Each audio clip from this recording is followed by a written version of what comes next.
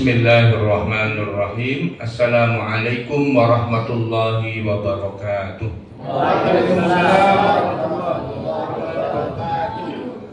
Alhamdulillah wassalatu wassalamu ala Rasulillah Sayyidina wa maulana Muhammad ibni Abdillah wa ala alihi wa ashabihi wa ma tabi'ahu wa mawalah. La haula wa la quwata illa billahi, amma ba'd. Alhamdulillah, segala puji hanya bagi Allah. Salawat dan salam semoga senantiasa tercurah pada junjungan kita Nabi Muhammad sallallahu alaihi wasallam. Allahumma sholli ala Sayyidina Muhammad wa ala ali Sayyidina Muhammad. Assalamu alayka ya Rasulullah. Bapak Ibu jamaah sekalian yang dimuliakan Allah Subhanahu wa taala, Anas bin Malik radhiyallahu taala anhu pernah menyampaikan hadis ini, alhamdulillah populer sekarang, bahwa beliau mendengar Nabi sallallahu alaihi wasallam bersabda, "Man shallal ghadata fi jama'atin summa qa'ada yadhkurullaha hatta tadlu as-samsu summa shalla raka'ataini kanat lahu ka'ajri hajjatin wa umratin tamah." Suatu hari aku mendengar Nabi sallallahu alaihi wasallam bersabda, barang siapa salat subuh berjamaah. Alhamdulillah kita telah menunaikannya. Summa qa'ada yadhkurullaha hatta tatlu as-samsu. Kemudian zikir. Nah, halaqah zikir itu bisa membaca kalimat thayyibah, baca Al-Qur'an, berdoa, bisa juga mengkaji dinul Islam. Nah, mudah-mudahan kita termasuk halaqah zikir ini. Hatta tatlu as-samsu, sampai terbit matahari. Hari ini terbit matahari insyaallah jam 6:16 jadwalnya. Akan tapi kalau kita sholat pas terbit matahari tak boleh, ya, maka dilewatkan kira-kira 10 menit, ya. Summa sholat raka'ataini, kemudian sholat 2 rakaat. Nah, apa keutamaannya, apa pahalanya? Karena selalu ka'ajri hajjatin wa umratin. Nah, mendapat pahala setara dengan pahala haji dan umroh. Haji sekarang antri berpuluh tahun, umroh mahal. Bukan berarti haji tak wajib, tetap wajib. Setara, pahala yang setara dengan haji dan umroh. Bahkan kemudian Nabi menambahkan, kata Sayyidina Anas bin Malik radhiyallahu ta'ala anhu, tamah, sempurna. Nah, pagi hari ini sambil menunggu, bukan menunggu sarapan. Kok ada, alhamdulillah, ya. Nunggu waktu terbit matahari dan sholat sunat 2 rakaat. Al-Fakir, saya ingin menyampaikan makalah yang disampaikan Sayyidina Umar bin Khattab, ada di dalam kitab Tarikh At-Tabari, ya. Imam At-Tabari, ulama ahlu sunnah pada masa Abbasiyah, wafat tahun 310 Hijriah di Baghdad. Ulama mufassir, beliau ini punya tafsir At-Tabari dan juga mu'arrikh, ahli sejarah Tarikh At-Tabari. Kitabnya banyak, tapi kata para ulama yang sampai ke kita itu hanya 2 kitab tebal-tebal itu. Yang lain banyak dibakar dan dibuang oleh tentara Mongol pada saat Mongol menyerbu Baghdad tahun 1260 Masehi. Jadi kitab yang bisa diamankan antara lain 2 kitab dari Imam At-Tabari. Nah, di salah satunya kitab Tarikh At-Tabari, Tarikhul Umam wal Mulk judul kitabnya. Dalam kitab Tarikhul Umam wal Mulk itu diceritakan pada tahun 17 Hijriah itu ada musyawarah para sahabat besar seperti Utsman bin Affan radhiyallahu taala anhu, Ali bin Abi Thalib radhiyallahu taala anhu, kemudian Abdurrahman bin Auf, ya, Zubair bin Awam, dan beberapa tokoh sahabat yang lain membicarakan persoalan-persoalan penting ketika itu, dipimpin langsung oleh Umar bin Khattab. Ketika itu jadi Amirul Mukminin, khalifah, kepala negara. Nah, 3 persoalan penting itu, yang pertama adalah persoalan surat menyurat. gubernur. Waktu itu kan wilayah udah luas. Jadi ada surat, dikirimlah surat oleh gubernur Basrah. Basrah ini di Irak, bukan di Qansing.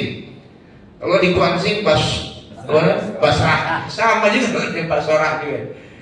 Basrah yang di Irak. Gubernurnya ketika itu namanya Abu Musa al-As'ari. Pada masa nanti Sayyidina Utsman, Abu Musa ini mutasi ke Kufah. Nah, ketika menjadi gubernur di Basrah, terkirimlah surat, kata Abu Musa al-As'ari ila Umar ibn al-Khattab, ta'tina minka kudubun laisa laha tarikh.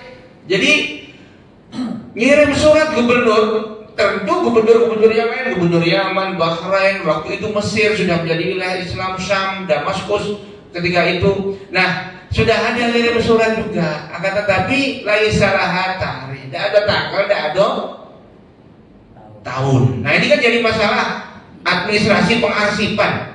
Masa surat beliau dibuang gitu saja, diarsipkan? Kan harus ada runut, tertib. Ini persoalan pertama. Persoalan kedua, ini diabadikan oleh Ibnu Katsir dalam kitab beliau tentang Bidayah wa Nihayah. Nah, kitab beliau terkenal Bidayah wa Nihayah. Itu ada 2 alinea panjang kisah utang piutang. Jadi ada 2 orang lapor kepada Sayyidina Umar konflik utang piutang. Nah, utang piutang itu kan sunnahnya harus dicatat. Ayat yang paling panjang dalam Al-Quran, ayat tentang notariat, utang piutang, ya harus dicatat. Nah, ini nggak dicatat tapi nggak ada tanggal dan tahunnya. Nah, kemudian nagih, begitu nagih, aku menagih utang. Nah, aku janji kapan? Sa'ban kapan? Nah, sampailah kepada Umar bin Khattab ini kisah ini, fakta ini. Akhirnya terjadi muskilah, terjadi persoalan, terjadi husumat, terjadi konflik antar warga ini, utang piutang. Lalu kan jadi Sa'ban, tidak disebut Sa'ban kapan. Nah, jadi persoalan utang piutang muamalah. Yang ketiga, persoalan makin luasnya wilayah. Jadi Bapak Ibu sekalian, pada masa Nabi wafat, wilayah Islam itu dari Yaman sampai Tabuk. Jadi perang terakhir yang dipimpin Nabi perang Tabuk. Bapak kalau cari di Google Map tulis Tabuk gitu, Arab Saudi utara perbatasan dengan Yordania. Itu sampai Yaman ada 1 negara dipimpin Nabi Muhammad SAW. Ketika Nabi wafat diganti oleh Abu Bakar As-Siddiq, sudah bisa membebaskan Syam sebagian. Ya. Nah, pada masa Sayyidina Umar lebih luas lagi. Mesir, seluruh Syam itu sekarang yang namanya Palestina, Libanon, Yordania, Syria menjadi wilayah Sayyidina Umar, wilayah Islam. Itu kalendernya kalender Romawi. Ya, jadi bekas wilayah jajahan Romawi yang sudah ditaklukkan oleh kaum muslimin masih pakai kalender Romawi, namanya kalender Julian. Bapak Ibu mungkin pernah dengar ada namanya Kaisar Julius Kaisar Julius. Itu 46 tahun sebelum Nabi Isa lahir. Itu udah buat kalender. Kalender ini perbaikan dari kalender yang dibuat oleh Alexander the Great. Nah, Ibu mungkin kalau baca Quran pernah ada namanya Zulkarnain. Kalau orang barat nyebut Alexander. Di Mesir ada kota di pantai namanya Alexandria. Itu dibangun oleh Alexander the Great. Itu sekian ratus tahun sebelum Nabi Isa lahir. Nah, udah punya kalender mereka. Digantilah oleh Julius Kaisar. Kalender Julian ini berlaku sampai tahun 1825. Diedit, diperbaiki oleh Paus Gregorius Agung ke-13. Sampai sekarang berlaku. Inilah kalender Masehi yang kita pakai 2023 sekarang. Jadi kalender kita ini hasil perbaikan dari Paus Gregorius Agung ke-13 tahun 1825. Ya. Ini kalender Masehi, kalender Kristen. Kemudian karena sekarang yang dominan di dunia Kristen, kalender kita ikut Kristen. Tapi di beberapa daerah, Bapak kalau pendalian, orang pendalian tahu Rohul. Kami pernah pendalian sama Pak Dr. Ali ini, bimbing orang itu hari Jumat mereka nggak mau kerja, nggak mau menakik getah. Nah, kalau Kamis dia hari pasar ngitung getah karet. Tapi kalau Jumat nggak, mereka libur. Dari dulu zaman Kesultanan Siak sampai sekarang mereka maunya liburnya Jumat.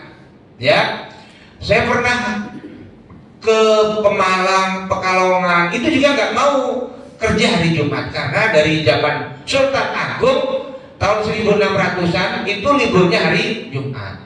Kenapa kita libur hari Minggu di Indonesia ini? Itu kesepakatan. Jadi kesepakatan, kalau penjelasan Pak Yusuf Kalla begini, ketika orang-orang Kristen minta di kantor-kantor dibikin gereja, di kampus dibikin gereja, Ketua Dewan Masjid Indonesia mantan wapres kita Pak Yusuf Kalla menjelaskan begini, kami orang Islam ini di Indonesia sudah mempersilahkan kalian libur hari Minggu. Nah, orang Islam itu sholatnya 5 kali, 5 waktu sehari semalam. Orang Kristen seminggu sekali libur di gereja, udah ada gereja. Nah, orang Islam ini sholatnya 5 kali, maka di kantor dibangun masjid.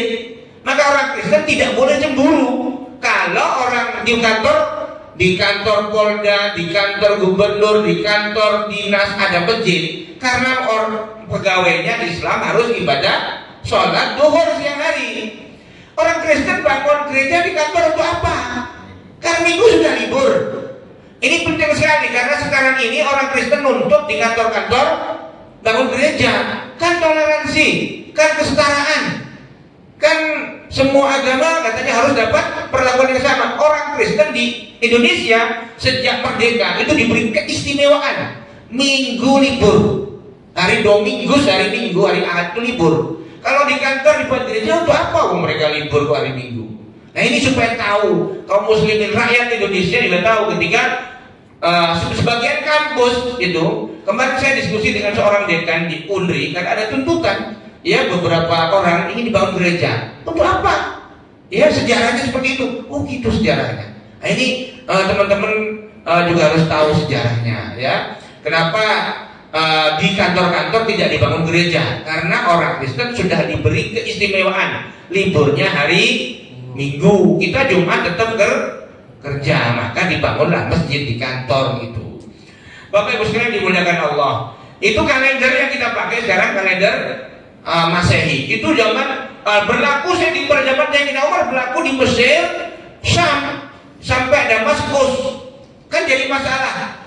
Sementara di Mekah dan sekitarnya nggak ada tahun, adanya cuma bulan. Waktu itu udah kenal orang bulan Ramadan, Suro, Rabiul Awal, Rabiul Akhir udah ada. Ya, sejak zaman Nabi Musa sudah ada bulan-bulan itu hitungan bulan seperti bulan Komariah sekarang. Nah, sementara setahun sebelum rapat Sayyidina Umar dengan para sahabat ini, Persia sudah ditaklukkan, Pak. Persia itu luasnya 7,4 juta kilometer persegi. 7,4 juta kilometer persegi itu seluas apa? Indonesia dari Sabang sampai Merauke 1,9 juta kilometer persegi luas daratannya. Luas Persia berapa kali lipat itu? Hampir 3 kali lipat luas Indonesia sekarang. Itu sudah takluk. Ketika itu panglima kaum muslimin namanya Sa'ad bin Abi Waqqas, ya, membebaskan ibu kota Persia namanya Madain. Waktu itu dapat ghanimah. Ghanimah itu rampasan besar. Itu kalau Bapak Ibu baca kitab Bidayah wa Nihayah, itu kaum muslimin dapat rezeki setelah perang itu 3 triliun dinar. Sampai beberapa ahli sejarah itu ini salah kebanyakan titik mungkin. 3 triliun dinar. Dan ini 3 triliun dinar itu 3 triliun kali 1 juta kali 4,25. Berapa banyaknya? Maka pada masa Sayyidina Umar, harta itu dibagi ke seluruh rakyat itu masih berlebih. Maka mulai pada masa Sayyidina Umar dibangunlah Baitul Mal, gedung. Zaman Nabi Baitul Mal udah ada, tapi gedungnya tak ada. Kenapa? Uang harta negara dibagi rakyat habis. Zaman Sayyidina Abu Bakar dibagi habis. Sayyidina Umar tidak habis harta itu dibagi. Dibangunlah gedung untuk nampung di situ harta yang dipersiapkan untuk rakyat. Nah, Persia itu seluas 7,4 juta kilometer persegi, 1200 tahun umurnya. Kerajaan, hartanya banyak. Nah, mereka penduduknya masuk Islam ya setelah pada masa Sayyidina Umar, Futuhat. Nah, Mereka ini kalendernya kalender Persia. Nah kalau satu negara kalendernya beda-beda kan masalah. Kalender Persia itu ketika raja meninggal diganti raja baru, kalender baru. Nah, meninggal ganti baru, itu jadi persoalan. Maka diputuskanlah perlu umat Islam ini punya kalender. Itu ketetapannya tahun 17. Setelah punya negara kaum muslimin 17 tahun. Mulai kapan? Itu kan jadi masalah. Maka ada yang usul ketika Nabi lahir, tidak setuju. Ada yang usul ketika turun ayat Al-Quran, ya. Berarti tahun pertama kenabian ketika Nabi Shallallahu Alaihi Wasallam umur 40 tahun. Ada yang tidak setuju. Pas Nabi Isra Mi'rajkan oleh Allah, inilah bulan pertama, tahun pertama, nggak setuju juga. Akhirnya Sayyidina Ali mengusulkan hijrah lah. Hijrahnya Nabi ini starting point, titik awal tahun Islam. Didukung oleh Utsman bin Affan, disetujui oleh Umar bin Khattab, ketok palu. Nah, maka hitungan awal tahun Islam adalah hijrahnya Nabi. Kalau sekarang tahun 1445, artinya 1445 tahun yang lalu Rasulullah dan para sahabat hijrah. Ada persoalan lagi, Pak. Nabi itu hijrahnya berangkat dari Mekah tanggal 1 Rabiul Awal. Ya. Ada yang mengatakan 2 Rabiul Awal sampai perbatasan Madinah, Yasrib kita itu 12. Nah, ini nggak ada perbedaan. Bapak kalau baca kitab-kitab sejarah klasik maupun yang kontemporer itu 12 Rabiul Awal. Kok sekarang bulan pertamanya Muharram, ya kan? Kenapa nggak Rabiul Awal? Sayyidina Ali menjelaskan, aku bersaksi bahwa Rasulullah Shallallahu Alaihi Wasallam sudah punya tekad azam, tekad bulat untuk berangkat hijrah itu Muharram. Tapi diizinkan oleh Allah, ya, baru malam, ya, tanggal 1 Rabiul Awal. Nah itu dia berangkat. Kira-kira 10 hari Nabi berangkat. Kenapa? Karena lama, beberapa malam di Gua Sur, ya. Bapak Ibu sekalian yang dimuliakan Allah Subhanahu wa taala. Nah, ketika Sayyidina Umar menetapkan ketok palu hitungan awal kaum muslimin itu adalah hijrah, bulannya bulan Muharram, itu beliau berkata begini. Ini perkataan beliau yang akan kita kaji pagi ini. Al-hijratu fariqatun bainal haq wal batil.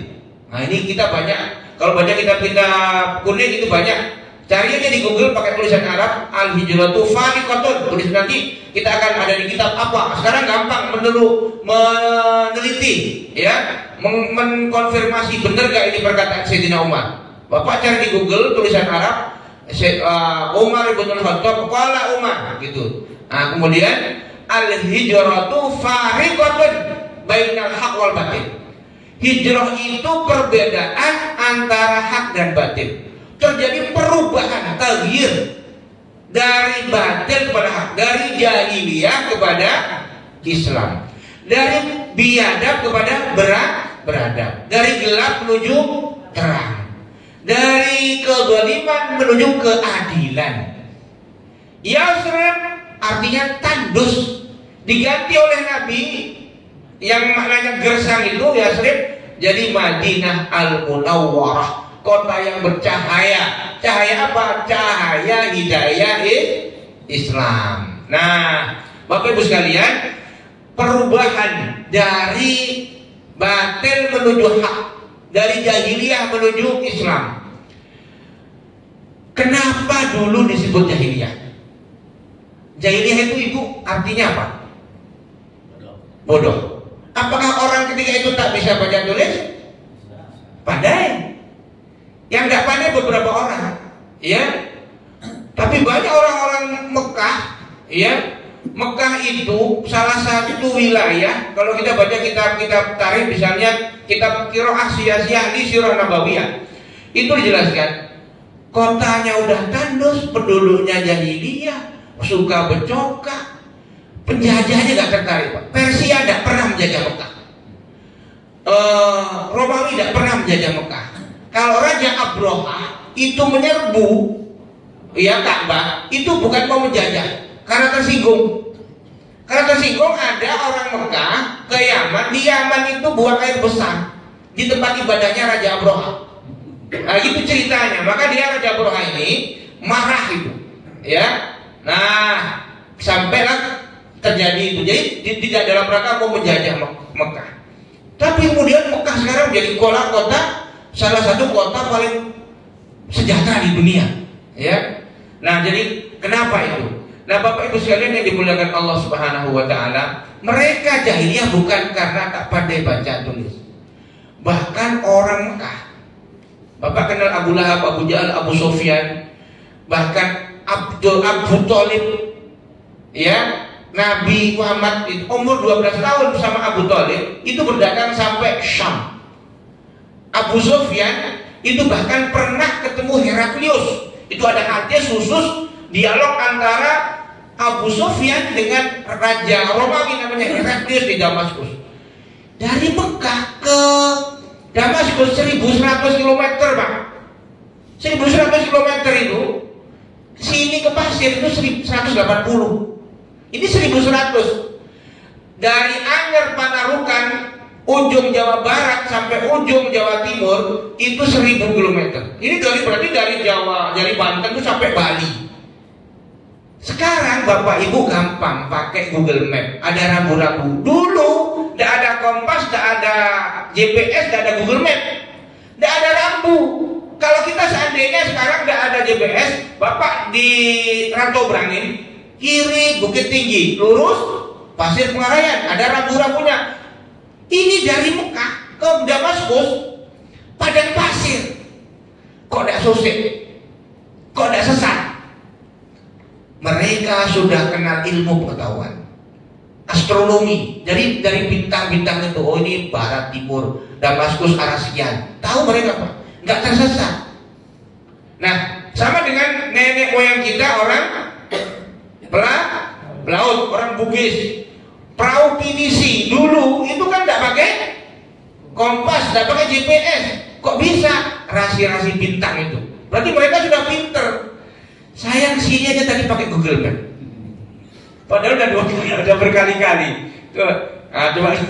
Tapi sosial kan bayangan untuk meyakinkan masjid Darul Muttaqin cari. Aduh rupanya kan. Ditengok, oh iya benar. Baru. Kalau enggak sobo ini nanya ke siapa? Ya kan? Nah, pakai Google Map. Hebat mana coba? Abu Sufyan, Abu Lahab, ya, Abu Thalib itu dagang ke Syam 1100 km, tidak ada rambu, tidak ada GPS, tidak ada kompas, tidak sesat. Di padang pasir. Kita di Jakarta sesat, ke Kulim aja sesat kita. Nah, jadi mereka itu disebut jahiliyah bukan karena mereka tidak memahami ilmu pengetahuan. Kenapa disebut jahiliyah? Yang pertama karena mensyirikkan Allah, menyekutukan Tuhan. Tadinya orang Mekah itu mentauhidkan Allah. Yang pertama di Mekah siapa? Nabi Ibrahim. Ya, diletakkan di situ istrinya, punya anak namanya Ismail. Agamanya tauhid. Tauhid mereka. La ilaha illallah. Ini milah Ibrahim, hanifan muslimah wa ma kana minal musyrikin wa ma ana minal muslimin. Ini agama hanif. Kenapa kok jadi menyembah berhala? Itu beberapa ratus tahun sebelum Nabi lahir, itu Mekah dijajah orang Yaman, Bani Khuza'ah namanya. Ada kepala sukunya sakit kulit kudisan, namanya Amru bin Luhai al-Khuzai. Dengarlah, di Yordania ada mata air panas. Kalau orang mandi di situ, ya sembuh sakit kulit. Pergilah dia dari Mekah ke Yordan, mandi. Setelah mandi sembuh. Pernah nggak Bapak di Pasir Pengarayan pun ada mata air panas itu? Kalau di Jawa banyak itu. Kenapa? Ada air belerang. Nah, kalau Bapak sakit kulit ya, komplikasi, panu gak ada surat, ya, mandi di air panas dulu, air belerang, sembuh. Setelah sembuh, ada juru kuncinya bilang, Pak, Tuan dari mana? Dari Mekah. Wah, ini kepala suku, ini tidak sembarangan. sakit kudis, sembuh. Tahu nggak siapa yang menyembuhkan? Itu yang menyembuhkan itu Hubal, patung di sebalik pancuran air panas itu. Percaya kalau dulu itu boleh nggak saya bawa patung ini ke Mekah? Nah itulah patung Hubal dibawa ke Mekah, diletak di samping Ka'bah. Itu mulainya kemusyrikan di Mekah. Akhirnya ditambah lagi Lata, Uzza, Manat dan lain-lain sampai 360 patung di sekitar Ka'bah. Jadi kemusyrikan di Mekah itu impor dari Romawi, impor dari luar negeri. Artinya apa? Jahiliyah ketika itu tidak hanya di Mekah, di luar Mekah lebih parah lagi. Ya, Yunani kuno berlanjut ke Romawi, Romawi kuno, Romawi modern abad pertengahan, itu mereka menyembah berhala. Datang Kristen yang tadinya tauhid dijadikan 3, Trinitas. Itu oleh orang Romawi. Ya, pada masa konsili gereja pertama. Ya. Nah, kemudian di India pun mereka menyembah banyak sekali dewa-dewa. Minimal 10 dewa, dari anjing sampai sapi. Sampai sekarang coba Bapak kalau lebaran haji di Bali aja tak berani potong sapi ya, kerbau boleh. Ya. Jangan coba-coba menghina kera. Kera ini keturunan dewa Anoman misalnya gitu. Nah, di Cina lebih banyak lagi. Di Jepang yang hebat modern itu sampai sekarang sebagian dari penduduknya itu masih meyakini kaisarnya adalah keturunan dewa matahari, dewa Amaterasu Omikami. Jadi Bapak Ibu sekalian, kemusyrikan itu terjadi di seluruh dunia, tidak hanya di Mekah. Nah, maka Nabi diutus ke Mekah itu kenapa sebetulnya? Karena bukan karena ketika itu di seluruh dunia paling jahiliyah di Mekah, enggak. Di luar Mekah lebih parah lagi. Penduduk Mekah ini punya keutamaan. Keutamaannya itu kesatria, punya integritas. Walaupun dia kafir, walaupun dia musyrik, kalau ada tamu datang jauh, ya, punya kambing seekor dipotong untuk tamu, punya onta untuk seekor 3 hari dijamin tamunya. Itulah cara mereka memuliakan tamu, walaupun dia musyrik. Itu keutamaannya. Kemudian dia kalau berdagang, ada teman sahabat dari Yaman itu jujur, kemudian punya integritas dan kesatria. Ada kawannya udah dijamin, pokoknya kalau engkau ke Mekah, engkau dalam jaminanku, benar-benar dijamin. Artinya kalau ada yang ganggu, hadapi aku gitu. Nah, jadi masih punya sifat-sifat keutamaan. Jadi tidak benar kalau disebut ketika itu di abad 7 paling jahiliyah di dunia Mekah. Anda lebih parah lagi. Contoh, ini kan jahiliyah kan kekacauan teologi. Yang kedua, kekejaman kemanusiaan. Apa? Perbudakan. Ya kan? Perbudakan.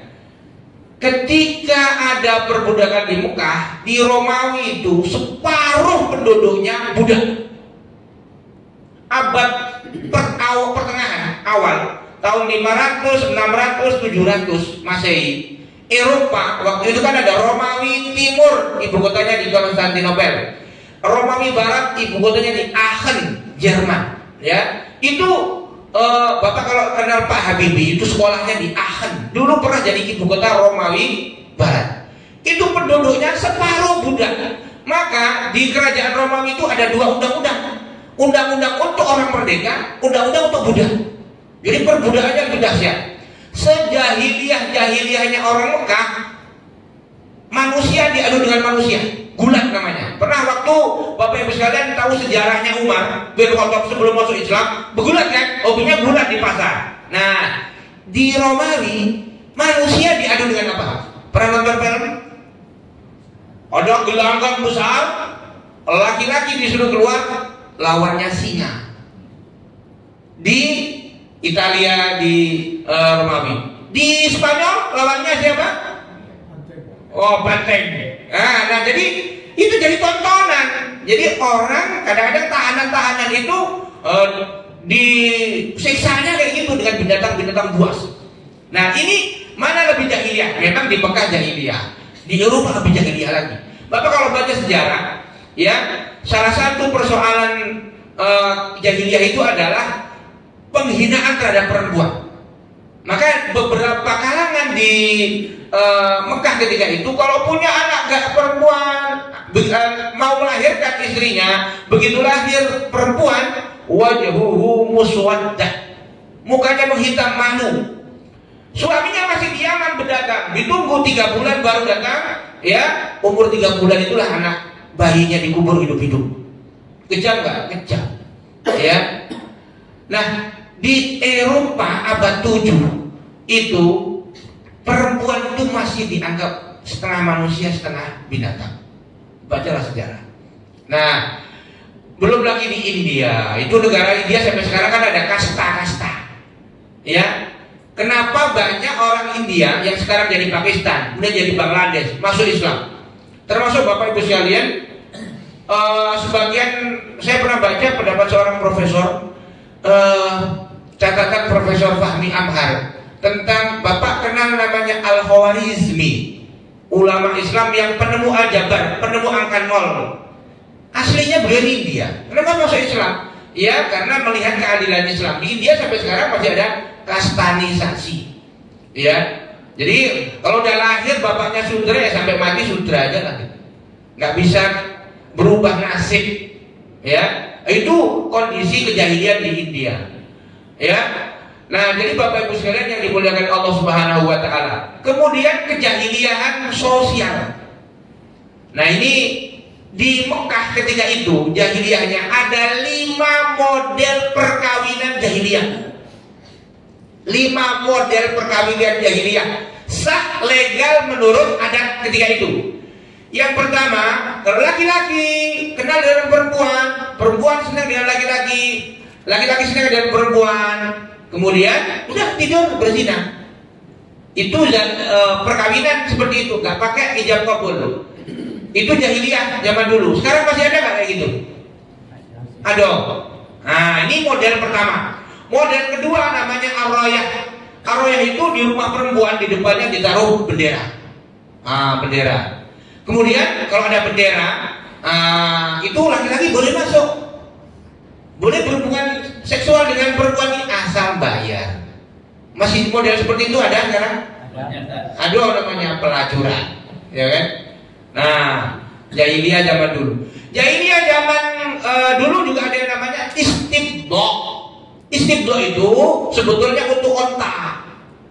Jadi Bapak kalau orang Mekah dulu punya onta betina supaya anaknya ini unggul, ya anaknya unggul, cari onta yang unggul juga jantan.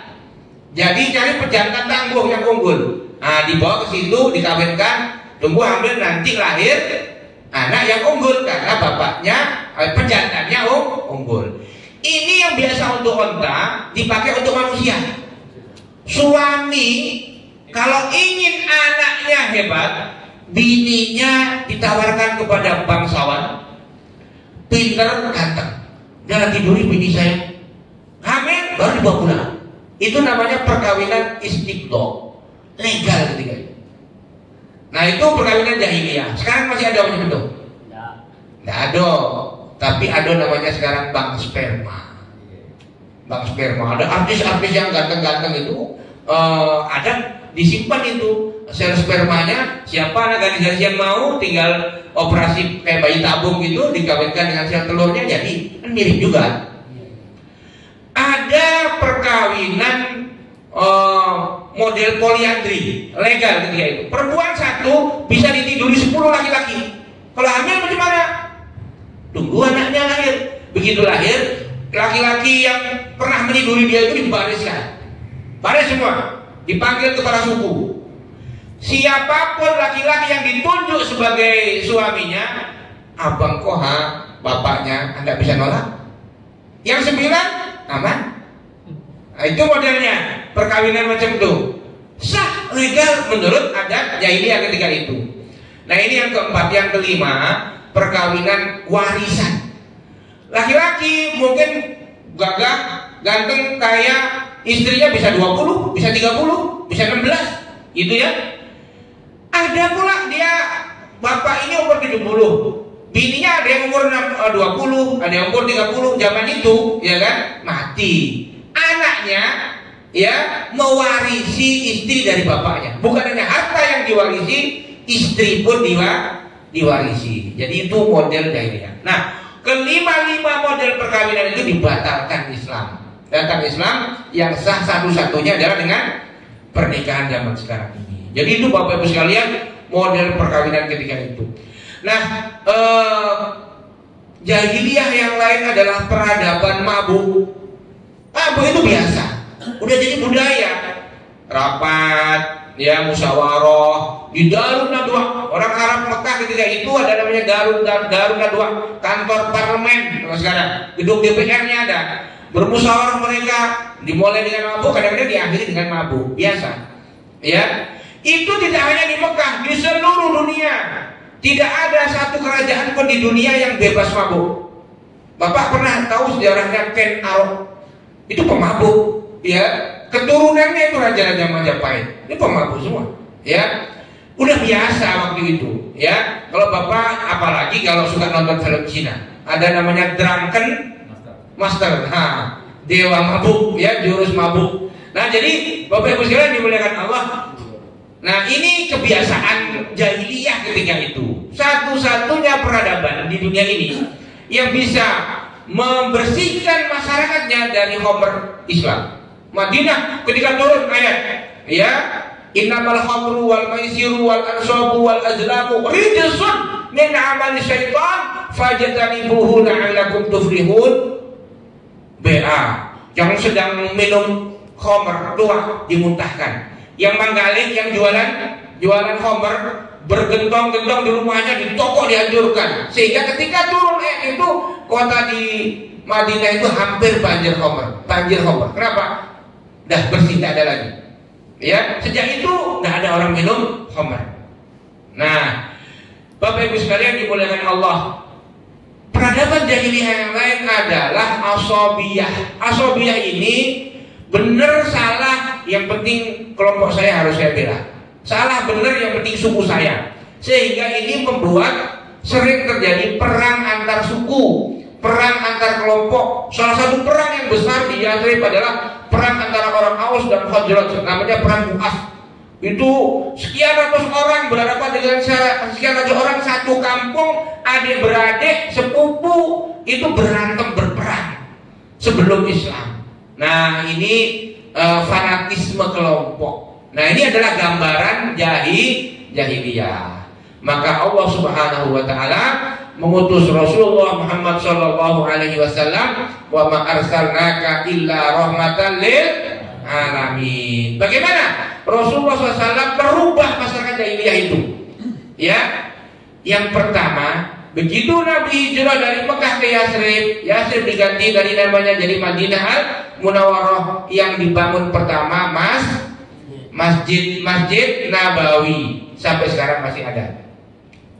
Masjid Nabawi itu tempat kaum muslimin sholat, zikir, ya, iktikaf di situ. Terus juga tempat untuk kepedulian sosial.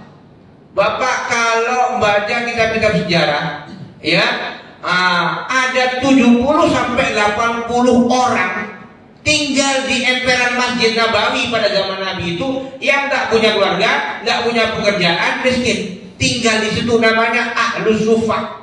Dijamin hidupnya oleh Rasulullah. Salah satu Ahlus Sufah yang terkenal Abu Hurairah radhiyallahu ta'ala anhu. Abu Hurairah itu kenapa riwayat hadisnya banyak, padahal nggak sampai 4 tahun membersamai Nabi, tinggalnya di masjid dekat dengan Nabi. Maka banyak hadis riwayat beliau intens, mulazamah lah bahasa kita sekarang, intens dengan Nabi.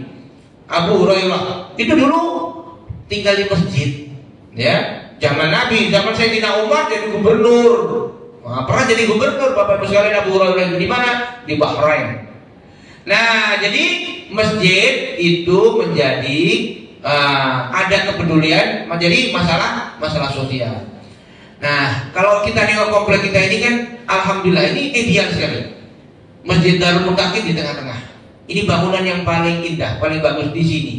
Jadi mudah-mudahan juga seluruh warga merasakan manfaat masjid ini. Nah, misalnya apa, didatalah di komplek kita ini kira-kira yang anak yatim duafa berapa, ya kan?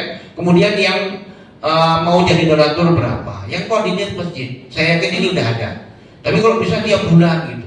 Nah, kemudian sebulan sekali yang diberi oleh donatur, dikoordinir oleh masjid itu diundang, harus ikut pengajian.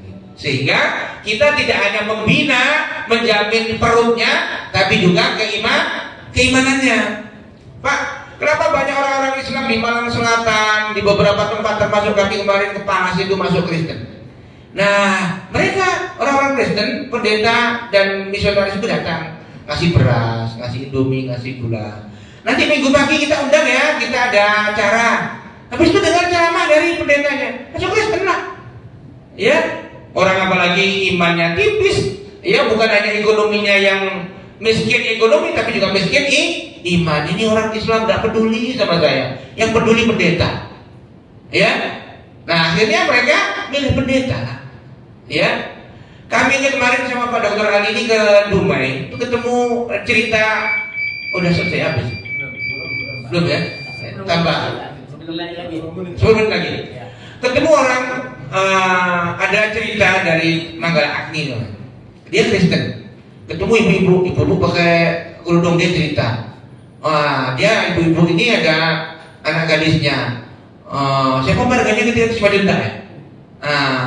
Ini bisa lah sama anak saya. Maaf bu, saya ini nggak Jumatan, saya ini mingguan. Gak apa-apa lah bawa anak saya mingguan. Jadi itulah keimanan umat Islam sekarang itu. Gak apa-apa lah masuk Kristen sama kalian. Kalian kan yang penting kalian pegawai. Engkau pegawai gagah ganteng jadi suami anak saya. Gak apa-apa anak saya murtad. Kayak gitulah kualitas keagamaan sebagian umat Islam itu. Nah ini. Nah makanya masjid mudah-mudahan tidak hanya tempat kita untuk ibadah, tapi juga tempat center of activity, ya, center aktivitas di kampung kita ini. Kemudian bahkan Nabi itu pernah memberangkatkan di halaman masjid itu 3.000 pasukan dipimpin oleh Zaid bin Harizah, 3 pahlawan besar Islam, Zaid bin Harizah, Ja'far bin Abu Thalib dan Abdullah bin Rawah. Untuk apa? Menghadapi 200.000 tentara Romawi di Mu'tah. Itu diberangkatkan dari masjid. Nabi juga menerima utusan duta dari kerajaan-kerajaan lain itu di masjid. Jadi Bapak Ibu sekalian, masjid ini, Masjid Nabawi itu jadi pusat aktivitas, termasuk jadi istananya Nabi Muhammad, istananya Abu Bakar As-Siddiq, Umar bin Khattab sampai Sayyidina Ali, bahkan saat yang jadi khalifah Hasan bin Ali. Itu masjid. Nah itu yang pertama. Yang kedua, ada program persaudaraan kan, program ukhuwah. Dibariskanlah 90 orang.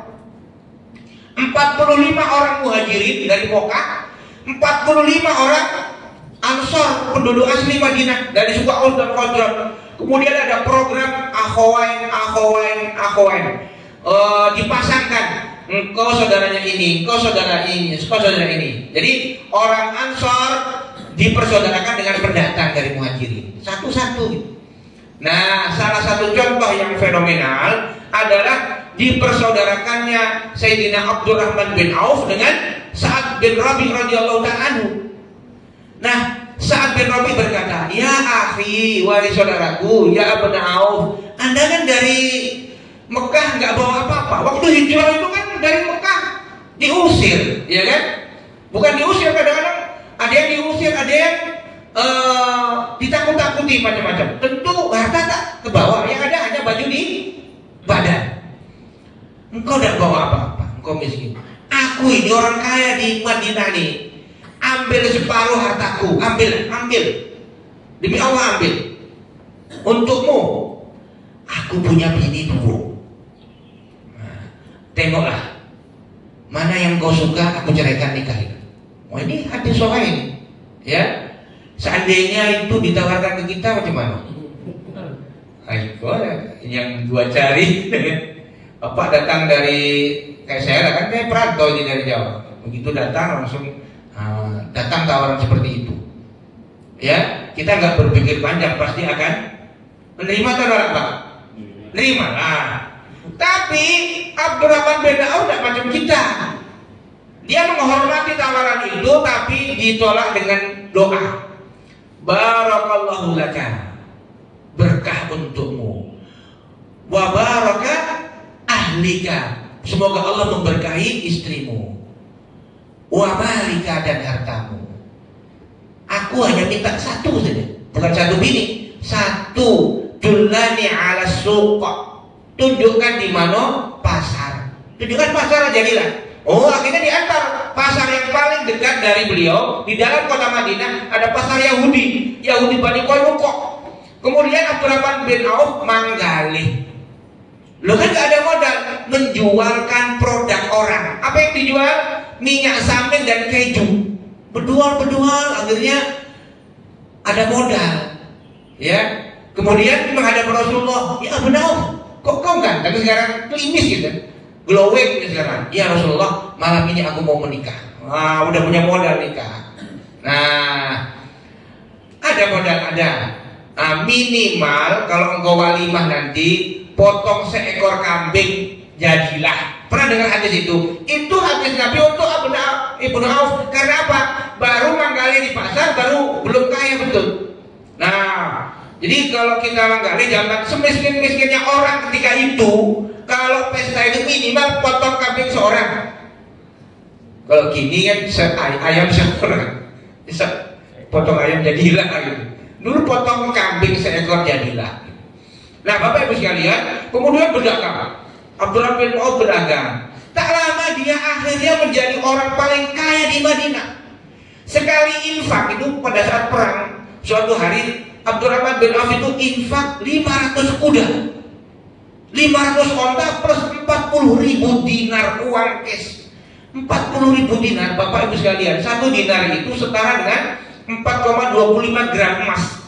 Jadi 1 gram itu 1 juta sekarang kira-kira. 1 juta kali 4,25 kali 40.000 itu berapa? 42,5 miliar sekali infak. Aduh, di Pekanbaru ini atau di jalan di komplek apa namanya ini? Permata Bunda ini sekali infak 42 miliar. Nah, ini Abdurrahman bin Auf yang tadinya sebatang kara, miskin, ya jadi kaya raya seperti itu. Bukan dia punya izin tambang batu bara, enggak. Tambang nikel, tambang emas, enggak. Bukan dapat proyek buat jembatan, enggak. Dari mana? Manggali. Jadi kuncinya dari sekian banyak pintu rezeki itu, pintu paling berpeluang untuk jadi kaya itu berjual, berdagang. Di kita yang mengamalkan hadis ini orang Padang, orang Bugis, ya, orang Minang, orang Bugis bagian dan sebagainya. Tapi kemana-mana, betul nggak? Saya ke Payakumbuh, antara Payakumbuh dengan Bukit Tinggi, masing-masing ada masjid besar putih yang bangun seorang. Dari mana dia? Apakah dia kontraktor? Enggak. Apakah dia bupati? Bukan. Rupanya pedagang ameh. Ya tentu iya, pedagang ameh itu kayu. Ya. Nah, jadi berjualan. Nah, Abdurrahman bin Auf itu dari berjualan dulu. Sampai beliau itu pernah mengumpulkan ahli Badar, pensiunan perang Badar, masih ada hidup 100 orang. Masing-masing dikasih 400 dinar. Utsman bin Affan itu kan kaya raya, itu terima itu uang pemberian hadiah dari Abdurrahman bin Auf diterima. Apa kata Sayyidina Utsman? Ini berkah, ini berkah. Jadi Bapak Ibu sekalian, kalau Bapak Ibu kaya, ada kawan pulang dari umroh dikasih hadiah, ya terima aja, jangan jadi terima. Itu sesama Muslim ini, walaupun ibu nggak butuh, walaupun ibu kaya, walaupun ibu banyak uang, kawan ngasih hadiah terima. Karena saling memberi hadiah itu akan membuat hati saling mencintai, ya. Nah, Bapak Ibu sekalian yang dimuliakan Allah SWT, itu yang dilakukan Nabi. Sekarang ini, ya. Kalau zaman Nabi itu kemudian kan Islam diamalkan, kemudian rahmat terwujud, bahkan berubahlah ya hijrah. Setelah hijrah itu dari jahiliyah kepada masyarakat Islam, dari biadab menjadi beradab, dari kacau balau menjadi tentram damai. Nah, kalau kita bandingkan sekarang gimana? Apa masih perlu kita cerita tentang hijrah ini 3 menit lagi? Bapak Ibu sekalian, kalau dulu zaman jahiliyah itu punya anak perempuan lahir dikubur hidup-hidup. Ini belum lahir dikubur, belum joleh laki-laki atau namanya aborsi, abortus provocatus.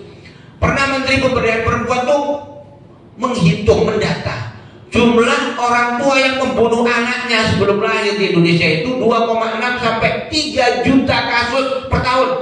800.000 dilakukan oleh anak-anak siswi SMP dan SMA. Kenapa? Pacaran. Setelah pacaran hamil, malu keluarganya, udah gugurkan aja. 800.000 kasus. Nah, mana lebih kejam, dulu atau sekarang? Sekarang.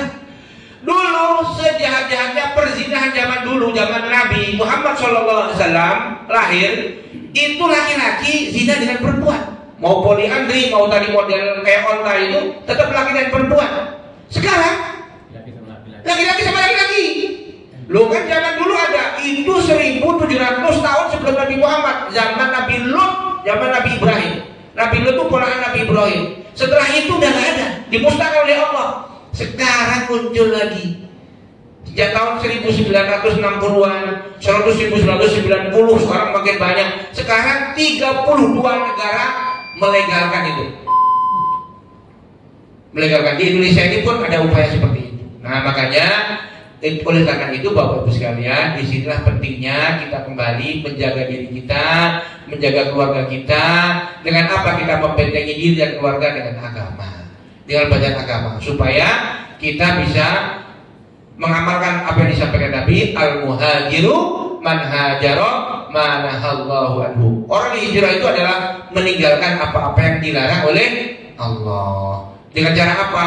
Dengan cara belajar. Termasuk mudah-mudahan belajar Islam sejak kita dibuaya emak kita sampai mati. Mudah-mudahan bermanfaat kajian kita pada pagi hari ini. Subhanakallahumma wa bihamdika asyhadu an la ilaha illa anta astaghfiruka wa atubu ilaik. Wal afu minkum. Wassalamualaikum warahmatullahi wabarakatuh.